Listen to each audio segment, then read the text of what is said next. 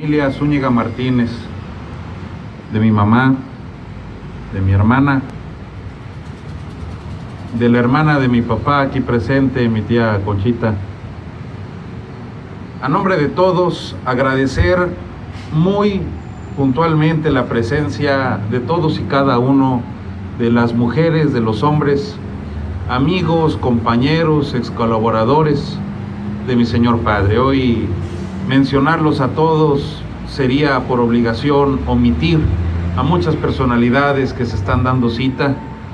Noto la presencia de don Evaristo Morales, de la doctora Mireya Toto, de don Carlos Brito Gómez, de Amparo Álvarez, quien fuera al igual que el homenajeado, presidenta municipal, igual que un servidor. Noto la presencia de don Manuel Rosete, que mucho me ha hablado de muchas anécdotas con mi papá, y de todos ustedes. Muchas gracias por acompañarnos. Yo lo que quiero decir es que en tiempos actuales, donde prevalece el oportunismo político, la falta de principios ideológicos, la deslealtad y el nulo compromiso, se hacen más necesarias las figuras de hombres como Guillermo Héctor Zúñiga Martínez. Mi padre fue un hombre de instituciones, fue un forjador de generaciones, educador por excelencia y un hombre de bien, capaz de hacer que el servicio público fuera una verdadera y auténtica misión de vida. Así fue en vida, quien hizo de la congruencia una doctrina existencial. De su ejemplo logramos asimilar la importancia del ser íntegro, del ser honesto, del ser congruente. Hoy hemos escuchado a lo largo de 3 años en donde ya no está mi papá con nosotros, muchas historias. A mí me da mucho gusto seguir conociéndolo. A mí me da muchísimo orgullo mantener un diálogo permanente con su memoria y con su ejemplo. A mí me agrada, al igual que a mi familia, que haya muchísimas personas que se expresen y se expresen también de lo que fuera mi padre. Un hombre generoso, siempre amable, siempre educado, siempre caballero. Yo quiero decirles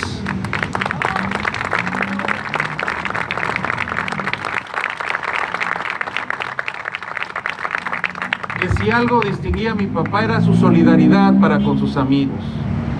Hoy aquí veo a don Arturo Jaramillo, su compañero desde el municipio, y su compañero masón, a don Antonio Ferrari, su ahijado de bautizo. A todos ustedes, quienes no me dejarán mentir cuando hablo de que mi padre fue un hombre que siempre tendió la mano. Fue un hombre que siempre supo trabajar. Nunca dejó de hacerlo. Fue un hombre que confió en la juventud, que la formó. Él hablaba de la pedagogía política. Él decía siempre que a los jóvenes había que darles oportunidades, pero siempre había que cuidarlos. Un formador de grandes generaciones de políticos, en donde cada vez que se refería a una oportunidad para un joven, siempre lo apoyaba y siempre lo defendía. Pero mi padre también, lo tenemos que reconocer de esa forma, fue un gran educador. En una plática que tenía con nosotros, como muchas veces en las que compartíamos domingos, desayunos, comidas, cenas, donde el plato principal era la política y la pedagogía, nos hablaba de su admiración por Carlos Acarrillo, por Lautzer y por Rebsamen. Y nos hacía una pregunta a nosotros como sus hijos. Nos pedía que explicáramos qué era una escuela. Y tratábamos de explicarle lo mejor que podíamos. Mi hermana, tengo que hacer un paréntesis al decirles que la falta de la presencia de mi hermano es absolutamente involuntaria.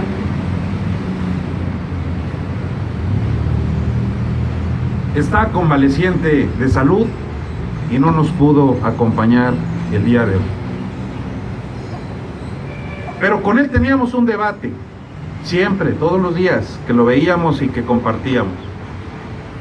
Nos dejaba hablar, siempre fue un impulsor de la libertad de opinión. Y le expresábamos que una escuela, pues era una institución, una escuela era un edificio que congregaba alumnos, que congregaba docentes. Una escuela era un semillero de niños, de jóvenes, a quienes el Estado debía de educar y en quienes se cimentaba el futuro de la nación. Él asentaba siempre dándonos algo de razón, pero él nos explicaba claramente lo que para él era una escuela. Y él nos dijo una vez con mucha claridad: hijos míos, en donde haya una sola persona con capacidad y voluntad de enseñar, en el lugar que éste sea, por más alejado que esté, y se encuentre con otra persona con capacidad y con voluntad de aprender, esos dos sujetos por sí mismos, al intercambiar conocimientos, están formando una escuela. No es necesario una matrícula, no es necesario un ladrillo, jamás será necesario un sueldo cuando la educación se trata de un acto de amor y de patriotismo. Palabras de mi padre.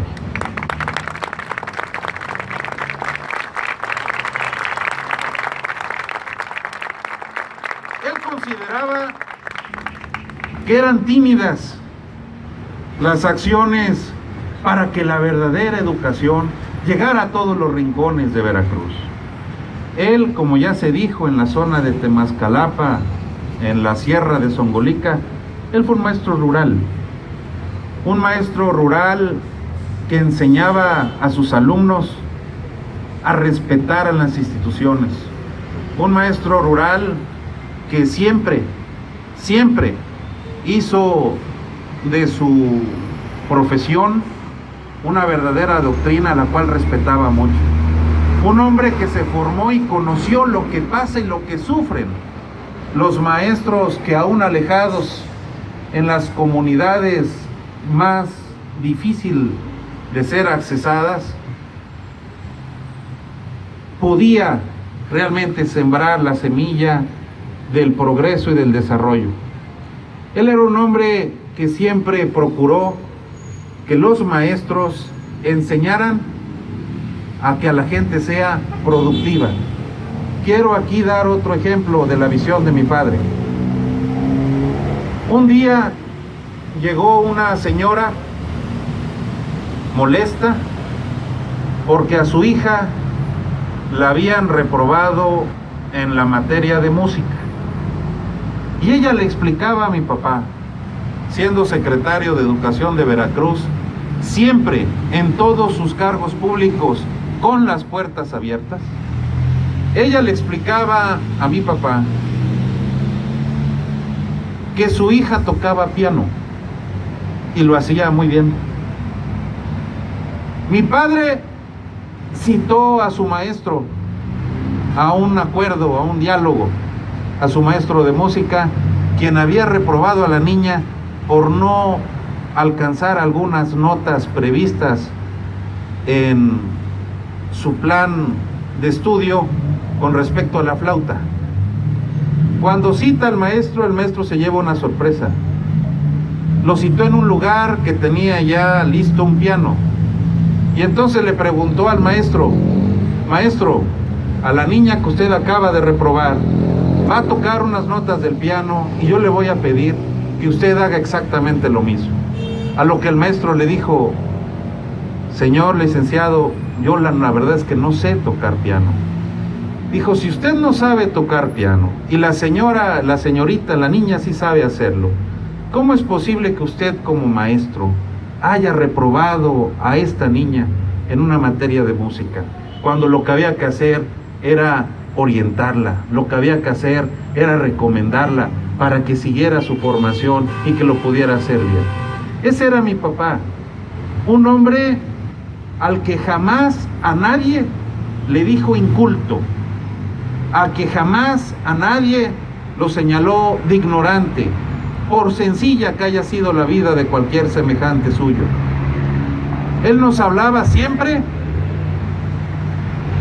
de que el más humilde de los pescadores, a pesar de jamás, nunca haber tocado un libro o haber asistido a una escuela, era un hombre repleto de una gran cultura y conocedor de muchísimos datos, de muchísimos temas que cualquier ser humano no pudiera nunca aprender en la escuela.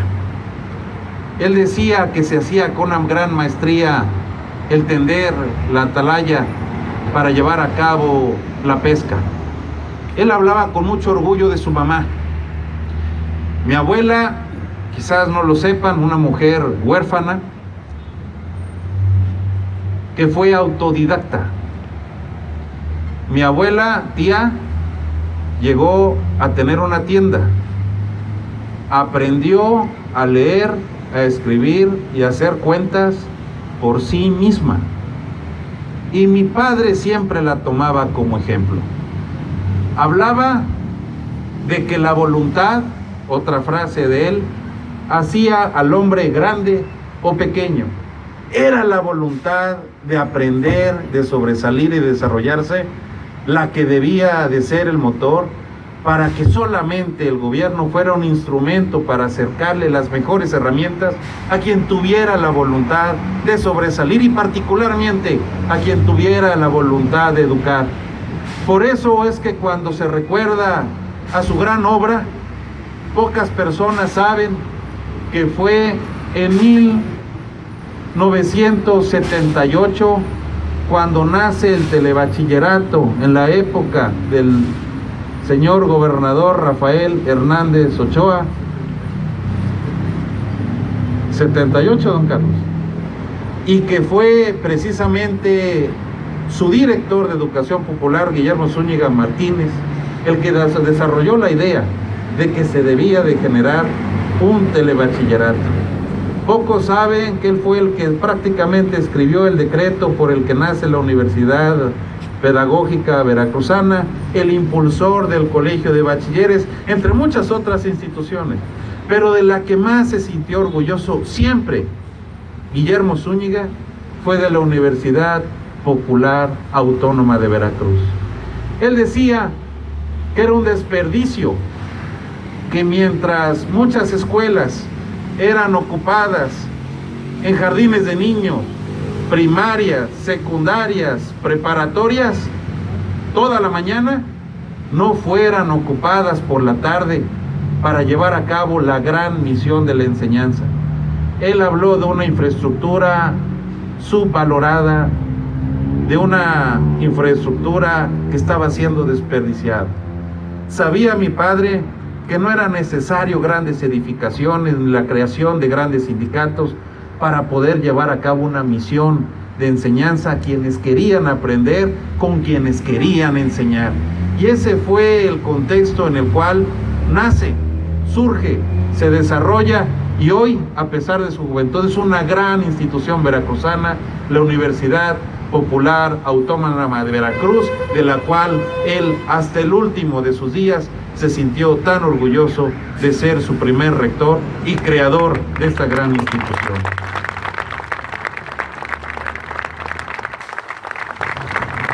Quizás estoy abusando de su tiempo porque no traje nada preparado, pero quise que saliera de mi corazón hablar un poco de mi padre y a nombre de mi familia quizás tocar un tema personal.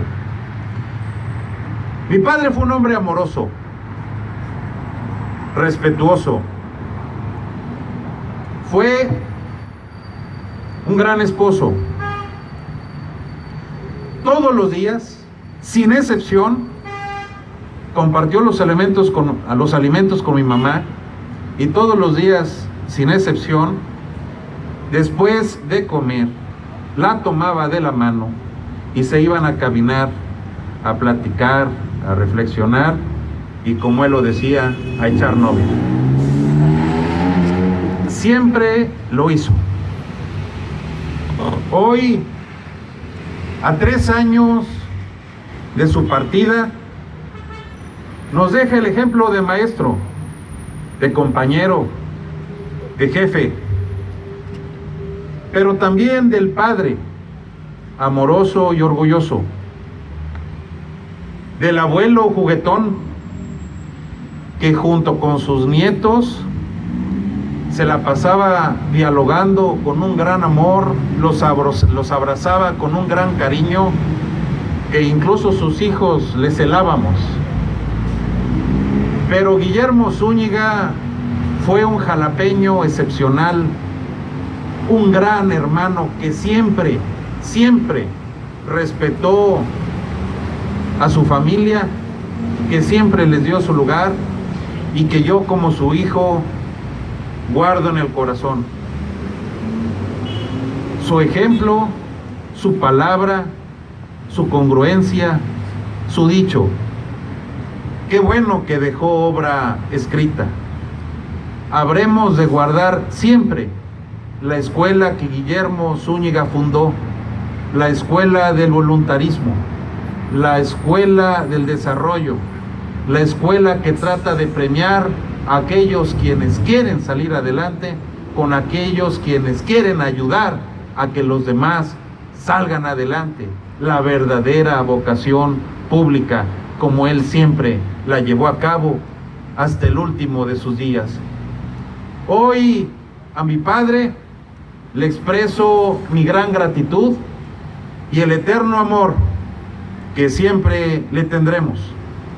Y la mejor forma de homenajearlo, qué bueno que sea con eventos como este, pero será mejor si llevamos su ejemplo, si llevamos su enseñanza, si hablamos de él como lo que fue: un buen hombre, un buen amigo, un extraordinario papá, un gran servidor público, un magnífico esposo, un gran hijo y un jalapeño, un veracruzano y un mexicano sin igual. A nombre de la familia Zúñiga Martínez, les agradecemos a todas y a todos ustedes su atención y su presencia en este sencillo pero simbólico homenaje a mi señor padre, a Guillermo Héctor Zúñiga Martínez. Muchas gracias. Agradecemos este mensaje por parte del licenciado Américo Zúñiga Martínez.